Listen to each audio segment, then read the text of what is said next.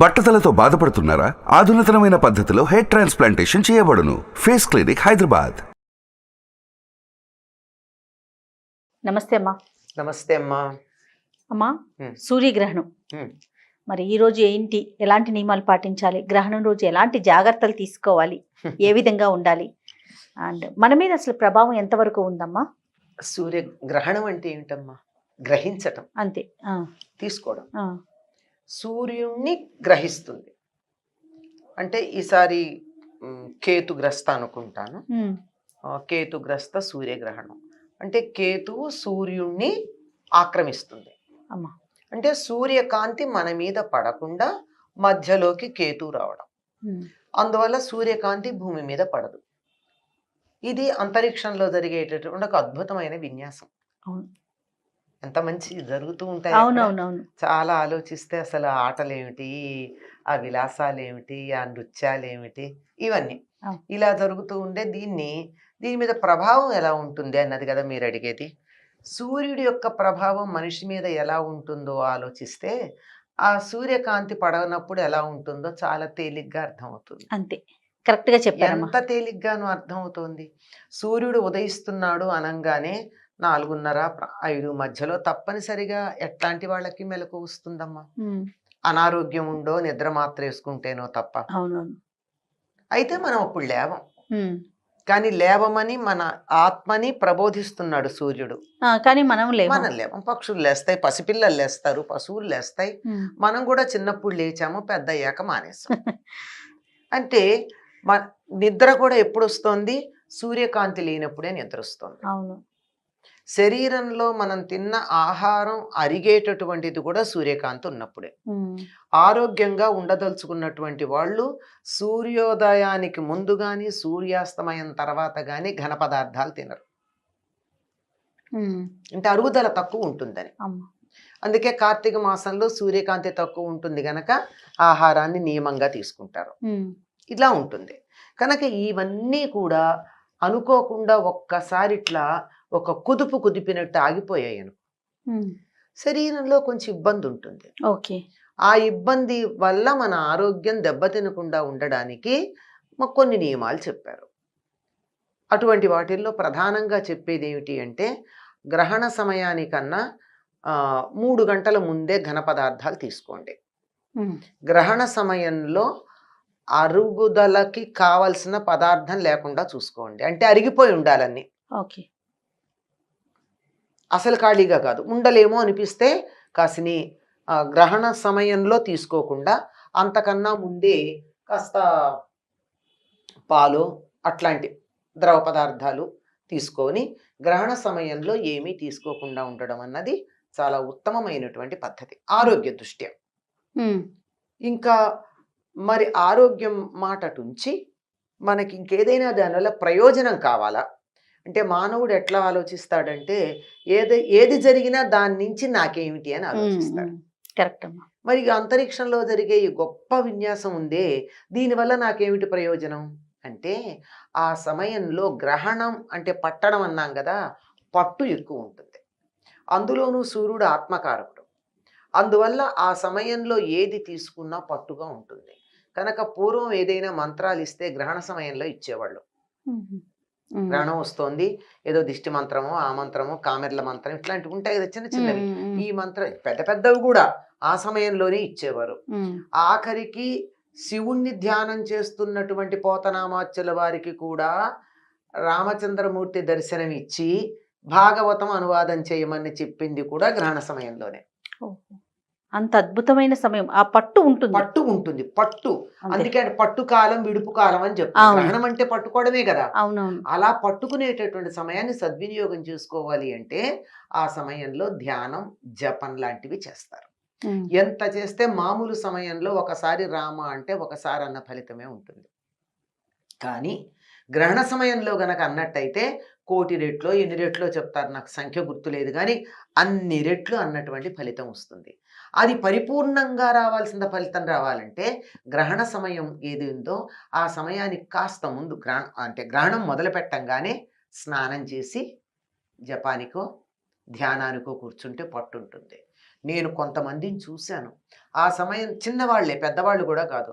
కాసేపు ధ్యానం చేసుకోండి, లేకపోతే దేవుడికి దండం పెట్టుకుని కళ్ళు మూసుకుని వాళ్ళకి మెడిటేట్ అంటే అర్థమవుతుంది కదా! కాసేపు మెడిటేషన్ చేయండి అంటే, దేని గురించి చెయ్యాలి అన్నారు. నీకు ఏది నచ్చితే అది, నీకు నచ్చిన దైవం ఎవ్వరు లేకపోతే నేను అన్న దాని మీద నీ మీద నువ్వే ధ్యానం చేసుకోమని. అందులో చాలామంది పిల్లలు ప్రాక్టికల్‌గా చెప్తున్నానమ్మా. చాలామంది పిల్లలు ఎంతసేపు ఉన్నారో చెప్పలేం. ఒక అమ్మాయి అయితే 3 అవర్స్ అప్పుడు వచ్చినటువంటి ఆహ్, ఆహ్, సూర్యగ్రహణం 3 గంటలు కూర్చున్నట్టే కూర్చుంది కదలకుండా. అదే మొదటిసారి ధ్యానమో, పాడో అన్నది మొదలుపెట్టింది. ఆ మెళకువ వచ్చాక ఎంతసేపు 10 నిమిషాలు కూర్చున్నానా అని అడిగింది. తనకు తెలీల. అది ధ్యానం అంటే. పోనీ నిద్రపోయిందా అంటే లేదు, ఇలా కూర్చుంది వెన్ను ఇలా నిటారుగా పెట్టి. అంటే అలా అనుకూలంగా ఉండేటటువంటి సమయం కనుక దాన్ని సద్వినియోగం చేసుకునేటటువంటి వారు ధ్యానం చేస్తారు. ఆ తర్వాత విడుపు స్నానం చేస్తారు. ఎందుకంటే ఏదైనా ఒకళ్ళనొకళ్ళు పట్టుకున్నారు అంటే మనకు అంత మంచిది కాదనుకుంటాం కదా. ఆయన విడిపించుకున్నాడు అనుకో, అయినా సరే విడుపు స్నానం చేస్తారు. స్నానం చేసిన తర్వాత ఇక మామూలుగా ఇంట్లో దేవుళ్ళని వాటిని అన్ని కూడా శుభ్రం చేసుకుంటారు. ఎందుకు అని వెంటనే ప్రశ్న వస్తుంది. రావాలి కదా ఖచ్చితంగా. ఎందుకంటే ఆ సమయంలో మనకి అల్ట్రా వైలెట్ రేస్ అన్నవి బాగా వస్తాయి భూమి మీదకి. అవి మనకంత క్షేమం కాదు కదా.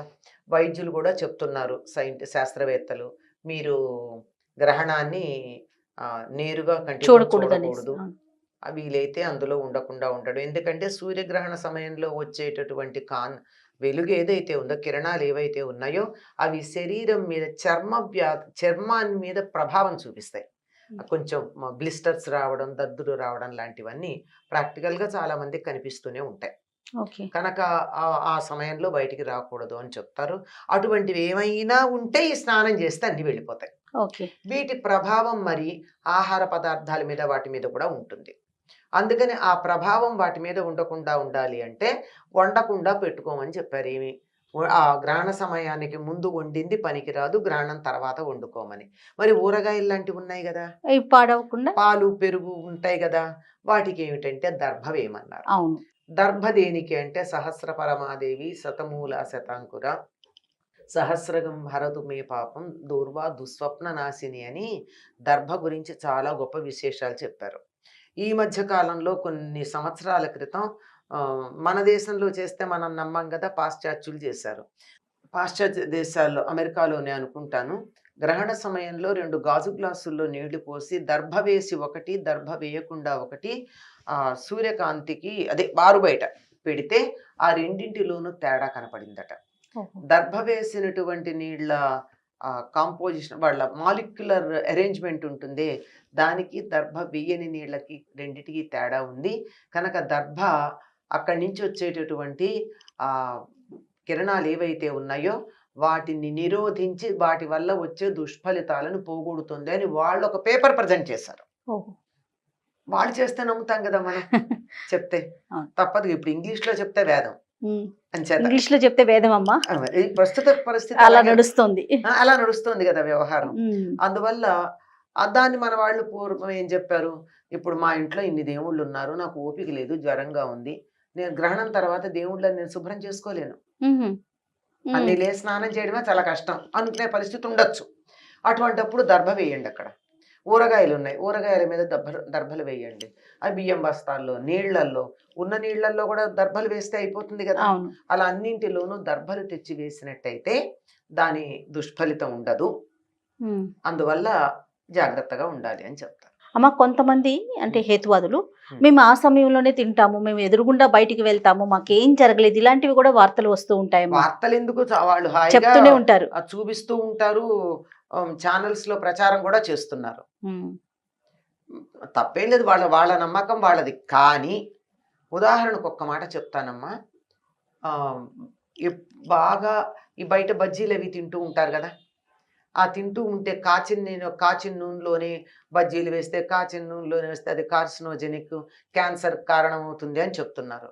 ఒకరోజు తింటే క్యాన్సర్ వస్తుందా? కదా, రెగ్యులర్ గా తింటూ ఉంటే వస్తుంది. అయినా అందరికీ వస్తుందా? రెగ్యులర్ గా తిన్నా రావట్లేదు. అంచేత మనలో ఉండే శక్తి కొంత ఉంది కదా, ఆ శక్తి రెసిస్ట్ చేసిన వాళ్ళకి రాదు. కానీ ఎవరి దగ్గర ఎంత శక్తి ఉందో ఏం తెలుసు? కోట్లల్లో ఒకళ్ళకు కూడా హాని కలగకూడదు అని చెప్పి మన వాళ్ళు చేసినటువంటి జాగ్రత్త. కంటి చూపు మందగిస్తుంది అంటే, చూపు పోతుందంటే అర్థం ఏమిటి? గుడ్డివాళ్ళు అయిపోతారని కాదు, హాయిగా చూడకుండా ఇదిగో కళ్ళకి జోడు పెట్టుకు చూడాల్సి వచ్చిందని అర్థం. అది కూడా అనారోగ్యం కిందే, కంటికి వచ్చేటటువంటి వ్యాధి కిందే లెక్క కదా. అవును. అట్లా ఆరోగ్యం ఉన్న స్థితి ఉన్నట్టుగా కాక తగ్గే ప్రమాదం ఉంది. ఆ తగ్గుదల ఎంత అన్నది వీళ్ళు ఎక్స్పోజ్ అయినటువంటి సమయం, తీసుకున్న ఆహారం, ఇంకా అనేక ఫ్యాక్టర్స్ మీద ఆధారపడి ఉంటుంది. ఇదేమీ లేకుండా ఇదిగో ఈ బజ్జీలు తిన్నాను నేను, ఇక్కడ సూర్యగ్రహణం జరుగుతూ ఉన్నప్పుడు మీ అందరు ఎదురుగా తిన్నా, బతికే ఉన్నా కదా. అంటే ఇప్పటికిప్పుడు బతుకుంటేనా? కొన్ని స్లో పాయిజన్స్ లేవా? లెడ్ లాంటివి ఆహారంలో కలిస్తే ఏళ్ళు పడుతుంది అది ప్రాణం పోవడానికి. అవును. కనుక నెమ్మదిగా జరుగుతుంది. నెమ్మదిగా కూడా ఈ జనరేషన్స్ తరాలలో ఉన్నటువంటి పిల్లలు, భవిష్యత్ తరాల వాళ్ళు పుష్టిగా, బలంగా, ఆ జనరేషన్ అంతా బాగుండాలి, మన జాతి అంతా అని ఆలోచించి తరతరాల ఆరోగ్యం దృష్టిలో పెట్టుకుని చెప్పినటువంటి దీన్ని ఒక్క క్షణంలో ఇన్స్టెంట్ ఫుడ్ లాగా ఇన్స్టెంట్ డెత్ వస్తుందని అనుకుంటే ఎట్లా కుదురుతుంది? అవును. ఇప్పుడు ఏళ్ల తరబడి తింటుంటే కదా ఆ ఇన్స్టెంట్ ఫుడ్స్ వల్ల అనారోగ్యం వచ్చిందని ఇన్స్టెంట్ చెప్తున్నారు. డెత్ అంటున్నారు, నిజంగా అవి కూడా చూస్తున్నాం కదా. అదే అంటున్నా, ఉన్నట్టుండి పడిపోతున్నారు, చనిపోతున్నారు కదా, ప్రాణాలు పోతా ఉన్నాయి. అదే తిన్న వెంటనే కాదు కదా, కాదు కదా, కొన్నేళ్ల పాటు తింటే అవుతోంది. అట్లాగే ఇట్లాంటి వరుసగా జరిగితే ఎప్పుడు ప్రమాదం వస్తుందో కనుక జాగ్రత్త పడమని చెప్పేటటువంటిది. ఈ సమయంలో జీవ ప్రక్రియ పూర్తిగా ఆగిపోతుంది అనేటటువంటి సంగతి మొక్కల మీద, జంతువుల మీద పరిశోధన చేసి చెప్పారు. మొక్కల్లో గ్రహణ సమయంలో జంతువులు కూడా విచిత్రంగా ప్రవర్తిస్తూ ఉంటాయి. వాటిల్లో కూడా జీవ ప్రక్రియలో తేడా ఉంటుంది. ఇప్పుడు పగటిపూట అనుకో సూర్యగ్రహణం అయితే మనం గుర్తుపడుతున్నాం, చంద్రగ్రహణం రాత్రిపూట గుర్తుపట్టేదేం లేదు కదా. జంతువులు తిరగట్లేదు కదా, పడుకునే ఉంటాయి కదా, పాపం ప్రకృతి నియమాల్ని పాటిస్తాయి. మరి అట్లాంటప్పుడు కూడా వాటి జీవ ప్రక్రియలో మార్పు వచ్చింది అని చెప్పి శాస్త్రవేత్తలు చెప్తున్నారు. మరి మనలో రాదని ఎట్లా అంటాం? మనలో తప్పకుండా వస్తుంది కదా. పైగా గ్రహాల యొక్క ప్రభావం భూమి మీద లేదు అనడానికి వీల్లేదు, అస్సలు లేదు. అది పూర్తిగా దాన్ని బట్టే మన జీవితం అంతా ఉంటుంది, జాతకాలు చెప్తామని కాదు అక్కడ అర్థం. వాటి ప్రభావం ఉంటుంది. ఉండకపోతే ముందరే అనుకున్నాం కదా, సూర్యుడు ఉదయిస్తున్నాడంటే మెలకు ఎందుకు వస్తోంది? శరీరంలో మార్పులు ఎందుకు గమనించుకుంటున్నాం? ఇవన్నీ జరుగుతూ ఉన్నప్పుడు ముఖ్యంగా మనం గమనించకపోయినా చెట్లను చూస్తే తెలుస్తోంది. ఇలా లేచేటప్పటికి ఇలా వేలులాగా ఉండేటటువంటి మందార పువ్వు 7ో 8ో అయ్యేటప్పటికి ఇలా విచ్చుకుని ఇలా చెయ్యిలాగా తయారవుతుంది కదా. అవును. ఇవన్నీ ప్రత్యక్షంగా చూస్తూ వేటి ప్రభావం లేదని ఎట్లా అంటాం? అయితే ఎంత ఉంది అన్న దాన్ని బట్టి మనం దాన్ని ఎంత అదుపులో పెట్టుకోగలం అన్న దాన్ని ఆలోచించాలే తప్ప అసలు లేదు అని చెప్పడానికి లేదు. కనుక ఈ ప్రభావం ఒకవేళ చెడుగా ఉంటే ఎవరికి ఎటువంటి హాని కలగకుండా ఉండడానికి, ఇవాళ కాకపోతే కాలక్రమంలో కూడా ఎటువంటి హాని కలగకుండా ఉండడానికి తీసుకోవాల్సిన జాగ్రత్తలు. రైట్. నమస్తే. నమస్తే అమ్మా.